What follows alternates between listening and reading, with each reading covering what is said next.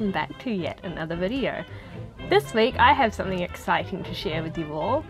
I'm going to Disneyland!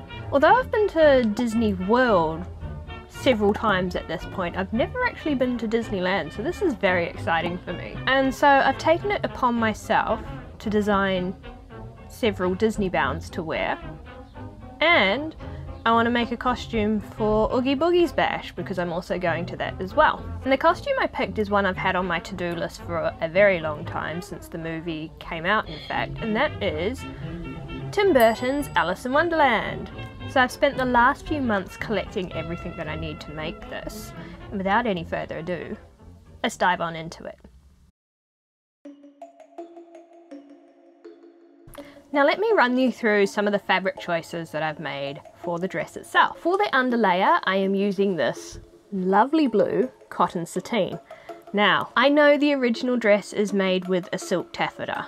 I cannot afford a silk taffeta, and originally I did buy this polyester taffeta to use, but I have sensory issues and I absolutely loathe how this fabric feels. It is it's so plasticky, and I just can't bear the thought of being somewhere hot like LA and having that horrible plastic all up on my skin. I just imagine I would not have a great time with that, and so I've opted for a nice breathable cotton instead. And the reason I picked cotton sateen is because it's actually got a really nice sheen to it as well, which is what, you know, the taffeta would have.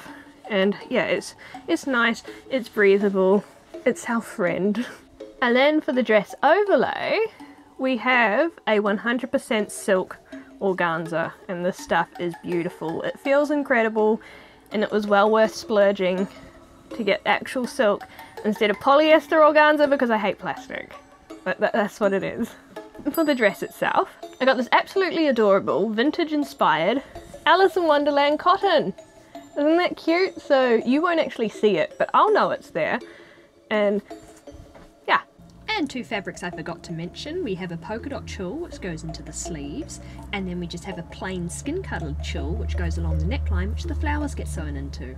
And that's the fabrics for the dress. Let me show you the notions. Alright, these are the notions for the shirt. I have some elastic, some lace which will be used for the flowers in the neckline, this lace here which I'm only going to be using this tiny edge of to decorate the cotton sateen layers, this bamboo cordage which will be threaded through those tiny little loops, some blue navy ribbon which will be threaded through these flowers here, and finally these are the buttons that I have settled on using.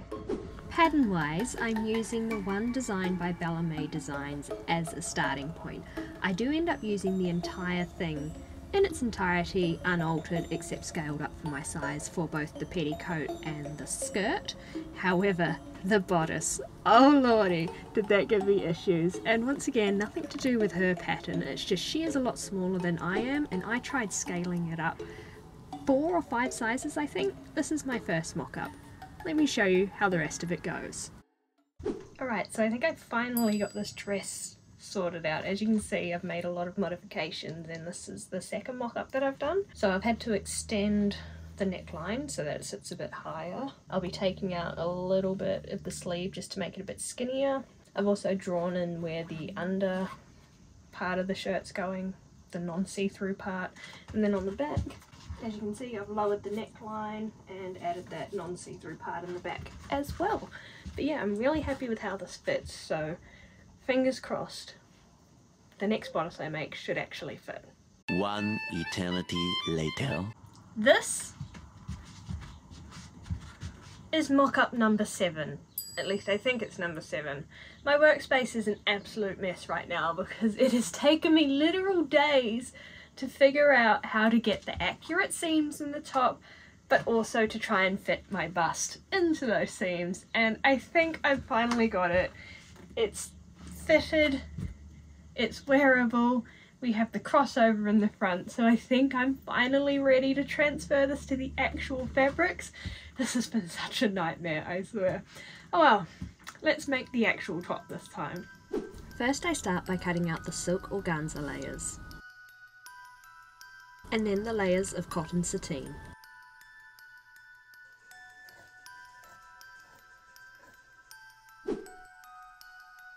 Then I overlay the cotton sateen pieces with the silk organza layers. I baste the pieces together by using my machine, and I use a really long stitch to do that.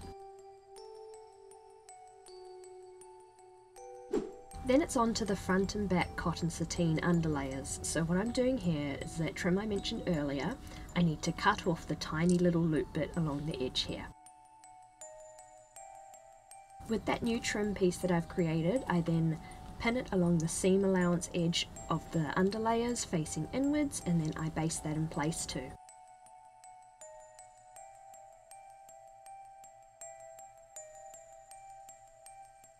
After both the front and back pieces have the trim applied, it is now time to put the silk organza layer on the top, creating one whole complete piece.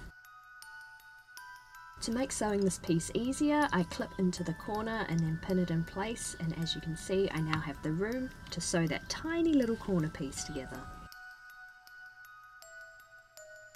After the top organza piece is sewn in place, I trim this corner here and then add little clips along the curved edge here so that when it is ironed, it sits nice and flat.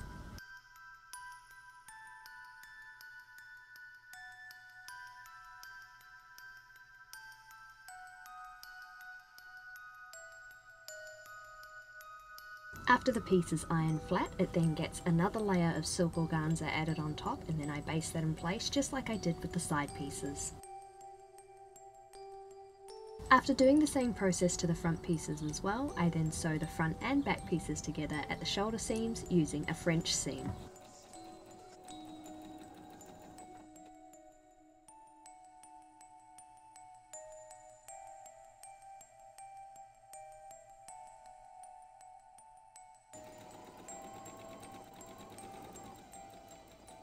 Okay, so here's where I'm leaving it for today. I have the front and back panels on and they look beautiful. I absolutely love the tiny little lace detail in them.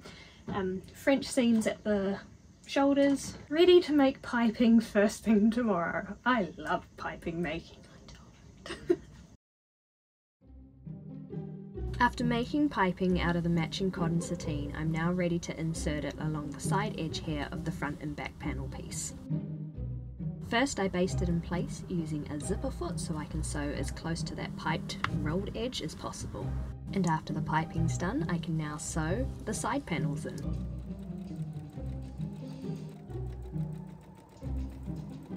Followed by the side front panels.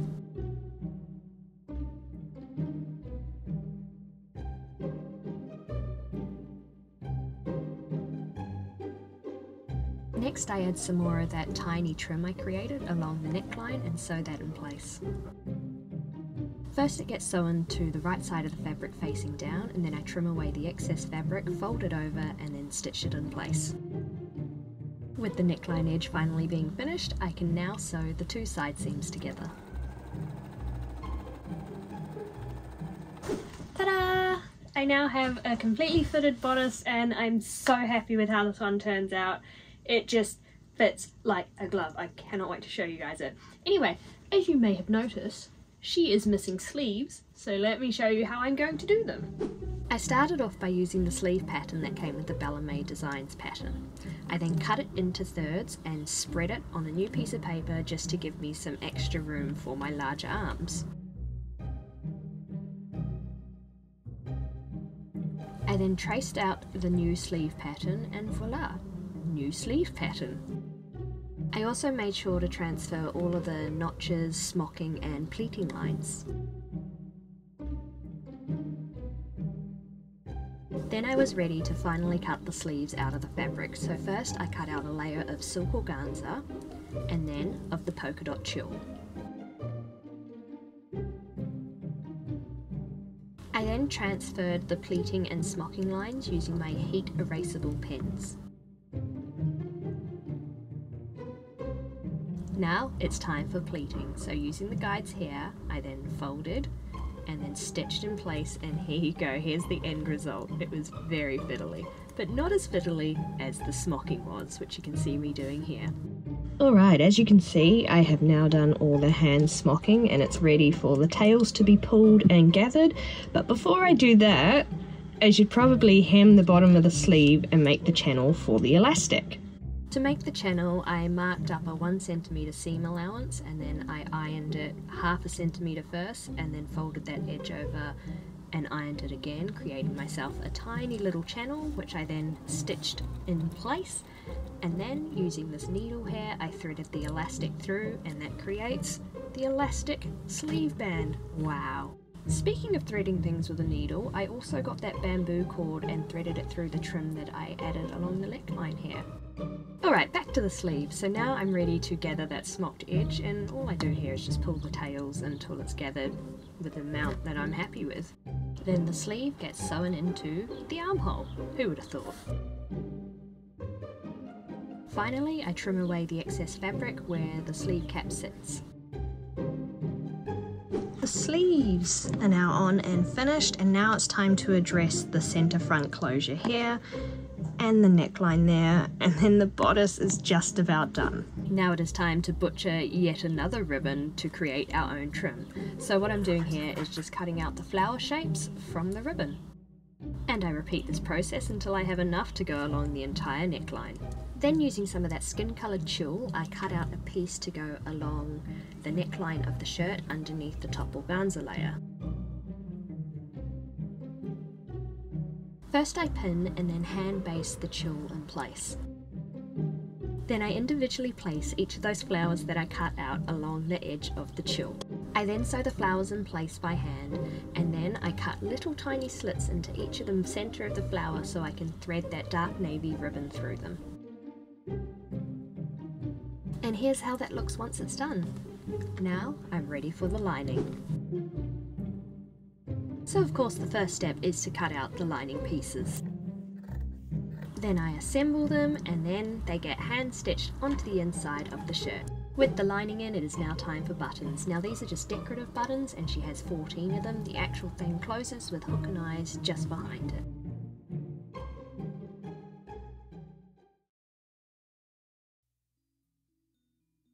And here are the fabrics for the petticoat. I had such a struggle finding anything that had the striped width that I was after for this petticoat. I did end up finding this cotton stripes, and it's going to have to do. I know that a petticoat once again is made out of taffeta, but this was all I could find in my country. Actually no, I lie, it was all I could find in my budget on the web as well, but I wasn't about to pay like more than the fabric was worth in shipping to get it shipped over here, because that's just how people treat our country when it comes to shipping, and it sucks. I'll also be using that horrible plastic taffeta that I originally bought for the outer dress, and I'll just be using that to make some of the layers in the petticoat that you don't actually see, and this will give it that nice oomph effect, you know, help it stick out because it's a nice stiff fabric, which the cotton itself isn't. So that's the petticoat fabric. First I cut out the stripy layers of the petticoat using that Bella May Designs pattern. Then I start assembling the top layer of the petticoat. And I repeat this process until all of the 7 pieces are sewn together.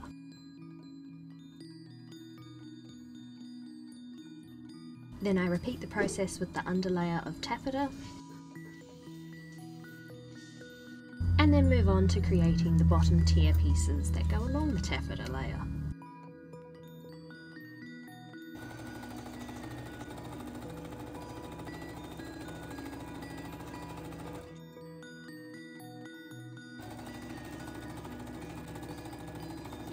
Using transfer paper, I trace along the sew edge of where the top edge of that bottom tier piece is meant to go. See? Right there. And then I fold along the overlocked edge along the top piece of the tier, and then I sew it in place along that sew line that I just drew on.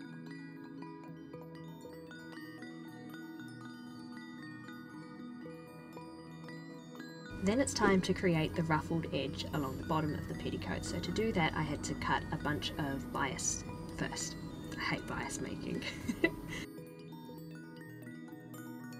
Obviously first I have to sew all of the strips together to create one long continuous noodle. Then I trim all the joined edges back and then iron them nice and flat, and we have one continuous noodle of fabric. Isn't that wonderful? Now it's time to add it along the ruffled edge that goes along the bottom of the petticoat. To create the bottom ruffles for the petticoat, I just cut a series of rectangles, and the measurements for this are all in that Ballet pattern. It's fantastic. Okay, now you should have two very long, very stripy noodles, and what I'm going to do is attach the slightly thinner ones along the bottom edge of the thick one. Right? Let's go. I mean, the step's easy enough to do. You just sew the skinnier one to the fatter one along one edge and then fold it in half, encasing that edge, and then stitch it in place again. And then you gather the top edge that doesn't have the bias on it. Once it's all been gathered, you then sew it to the petticoat layers, and there should be 3 ruffled edges, so 3 tears of the petticoat. And then I sew the top edge of all the petticoat layers together, and I should make a waistband, but that's a problem for future me. Here we are, all of the layers are on. We've got 1, 2, 3. I'm so happy with how this is looking so far. I absolutely love how it looks on the underside. It's just looking really pretty and nice and fluffy. And so now that all the petticoat is done, minus the waistband, I'll do that later, I promise, I'm going to start on the underlayers of the outer skirt. The first underlayer of the overskirt is very similar to the petticoat layers that I've just made, so I cut some rectangles to make a ruffled edge that goes along the bottom edge of this half circle skirt shape here. First I sew the 2 layers of the underskirt together.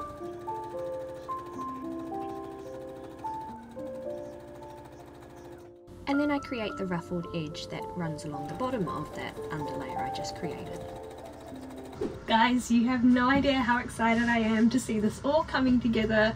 This is a costume I wanted to make back in 2010 when it very first came out, and thinking on it now, there's no way I could have done it the justice that I'm currently doing with this one. Like, I just didn't have the skills. It's very pretty. Anyway, I've got the underskirt layer done. I've just got to attach the ruffles along the bottom, which I'll do right now. Ta-da! It now has the ruffle layer along the bottom. It's looking really cool. All that I have left to do skirt-wise is do the overlayer of this blue fabric and then the silk layer that goes over the top. I cut out the plain blue layer just now, and it turns out I only had enough fabric left to cut out one of the panels, and it's got 3. So I've had to order some more of the blue online because I actually brought my local fabric store out of their entire bolt. So yeah, I can't actually do anything else until that arrives. So because I'm waiting until I've done all of the underskirts so I can hem them, so I know how long to make the overskirt, which means I can then mark on the silk how long it's going to be and where I can do the embroidery on it, because I actually want to embroider the silk before I cut it out, so that way the embroidery hoop will have enough fabric to grab onto to keep the fabric nice and tight when it goes through the machine, and that means the embroidery should come out really nice. Anyway, just waiting on more fabric to arrive. So the fabric arrived and it was a slightly different colour to what the rest of my costume is, but we're just not going to talk about that, okay? We just don't mention it, don't even think about it. Anyway, so I make that second layer of the overskirt and it was just 3 pieces sewn together, nice and simple.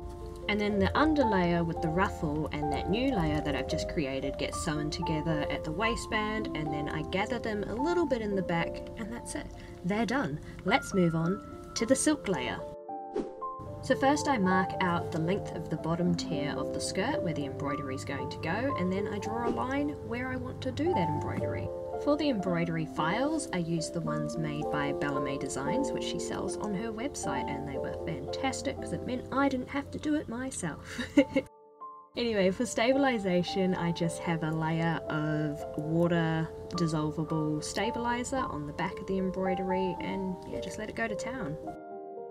With the embroidery finish, I can now cut out the one giant long rectangle that is the bottom tier of the overskirt. Hem-wise, I decided to finish it using a rolled hem, which I did on my overlocker.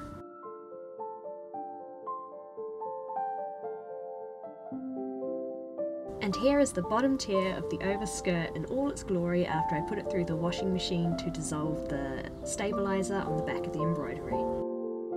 The pleating for the top edge of the skirt is done.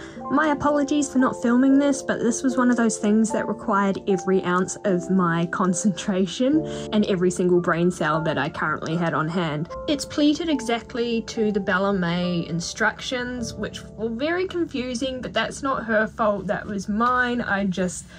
Pleating does my head in. And yeah, I had to use my phone to keep referencing back to the pleat guide to making sure I was getting it right, but it is now done. So let's attach the bottom skirt along that edge there. To do this, I ran some gathering stitches along the top edge of the bottom tier of the skirt.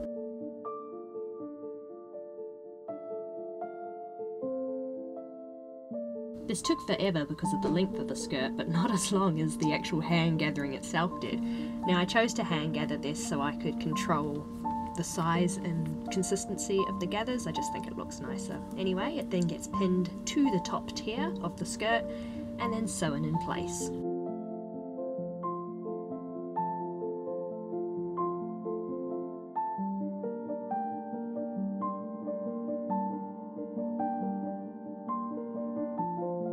This layer then gets basted in place along the top edge of the other two skirt layers that I'd previously made. Now it's future me's problem because I am making a waistband. So I think I made a 2-inch wide one here, which means it was 4 inches and then folded in half, it's 2 inches wide. So I cut the first layer from cotton sateen and then the second layer from silk organza, sew it in place, add it to the top of the skirts, sew that in place, fold it over encompassing that raw edge, and then hand stitch it in place, and voila, we have a waistband. Alright, I have both of the skirt waistbands on, and I finally figured out what I'm going to do with the rabbit buttons that I brought. So here they are for you to remember, and I'm just going to have them be the waistband closures, so yeah, I'll sew those on and then the skirts are done. Obviously I still have one layer here to hem, but I couldn't resist putting them all on and doing a twirl test.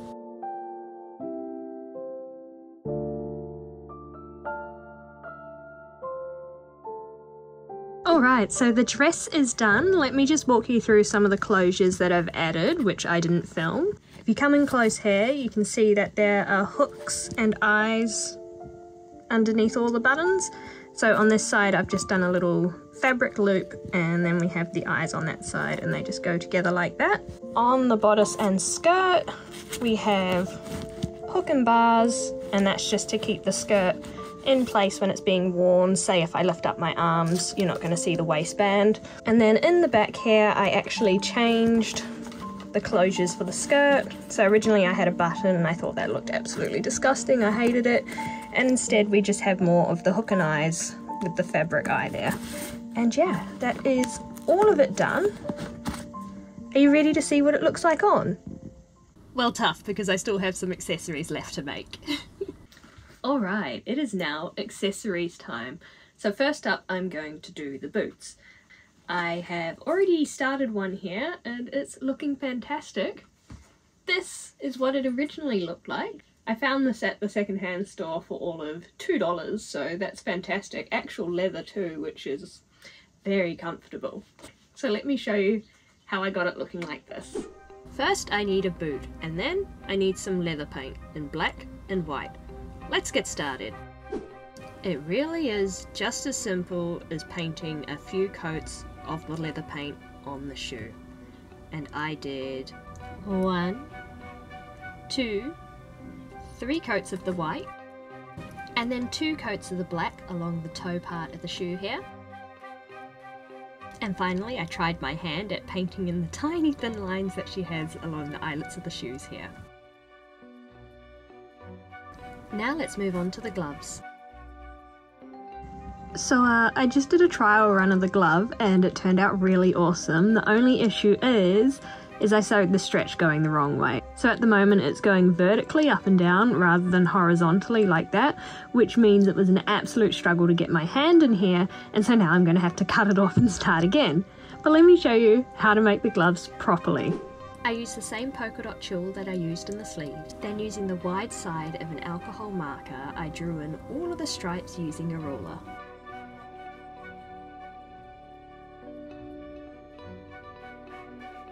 Once all of the stripes are drawn, I then cut it down to a more manageable size.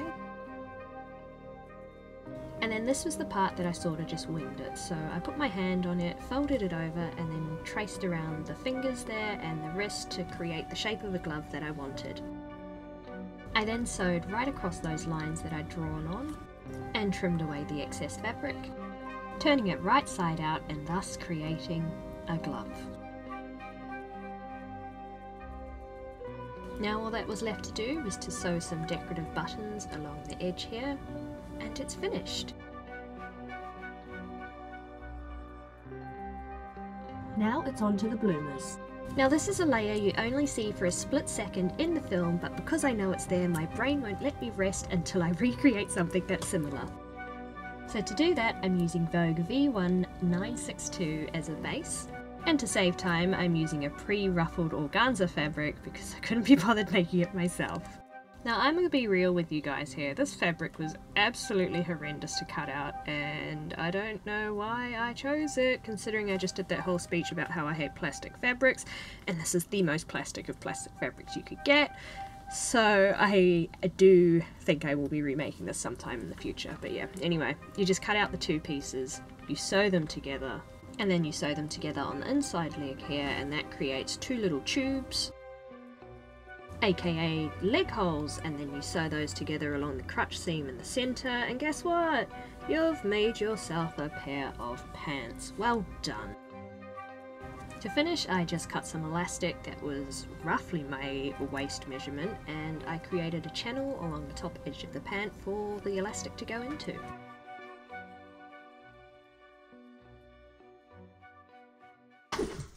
Alright, so these feel absolutely horrific, and they will definitely be the first thing that I replace if I ever decide to remake parts of this. And like, part of me knew that was going to happen because they're just straight plastic organza, and I know I made this big speech earlier on in the video about swapping horrible plastic fabrics out for nice cotton natural fabrics, but yeah.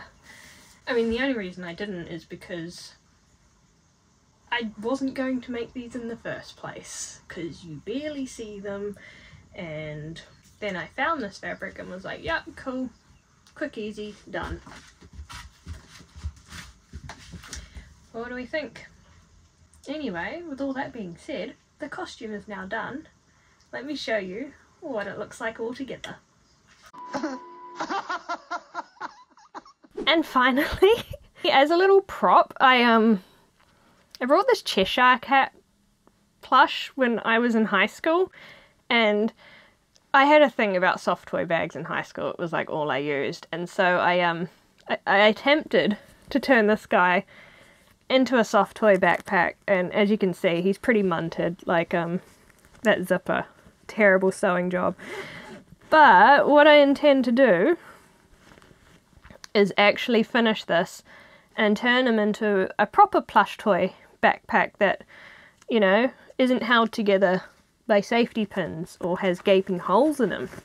And then he can be the plush toy of my dreams, and he's just going to be able to carry my stuff around on the party night. Oh my gosh. I forgot I did this when I made his lining originally. Do you see those? Those are buttonholes. I used one of my old school blouses and cut it up and turned it into... I was an amazing seamstress in high school. But yeah, let's tidy this up and make him a functioning bag. So here's all the pieces I salvaged from the original. I have the bag, the zip, the plush, and the straps. Using the original bag lining as a template, I mean, if you can even call it that, it's horrific, I cut it out of the new fabric.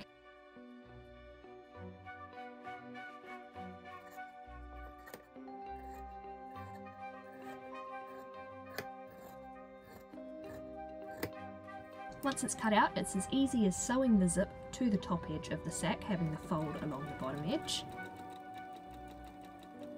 And once the zip is in, I then sew up both of the side seams, and that's it. I have created a brand new sack. I then put the sack into the cap, and then pinning the zip in place, I then hand sew it all together.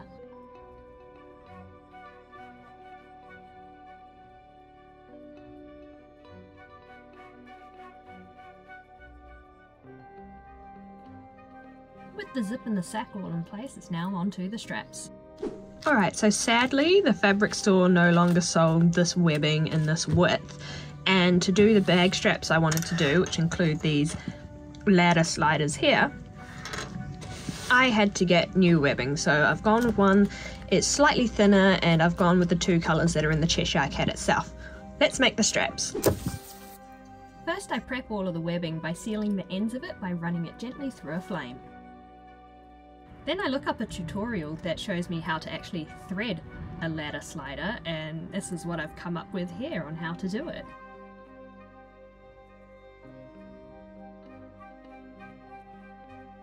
After threading the slider, I then cut the straps to a length that I'm happy with. I then begin the process of hand sewing them to the cat's feet.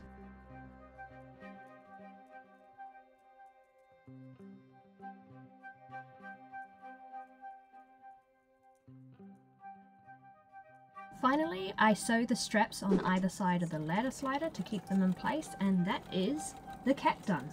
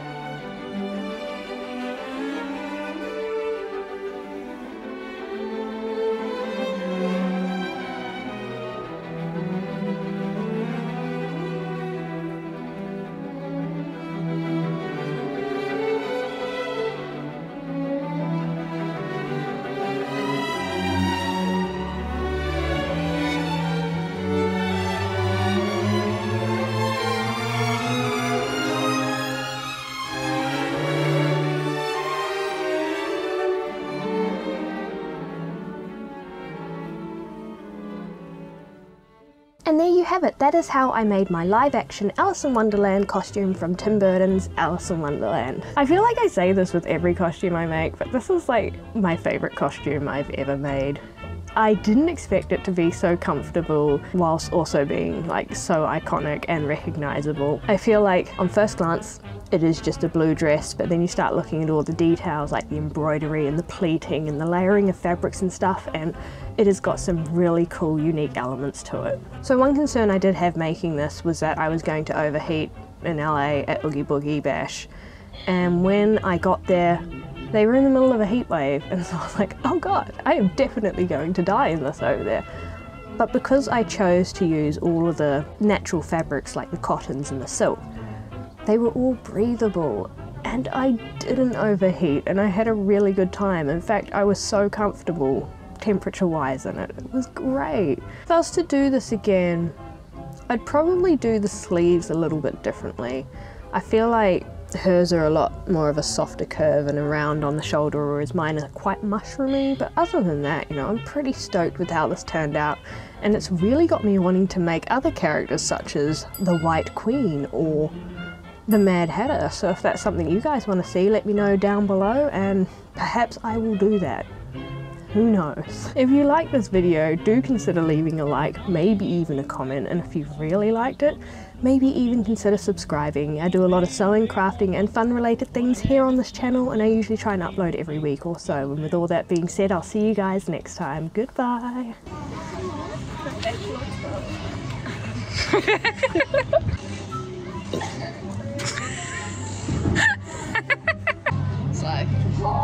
Look at your giant gardening tools. Nope, that kid's... Look at your hoe, your giant hoe.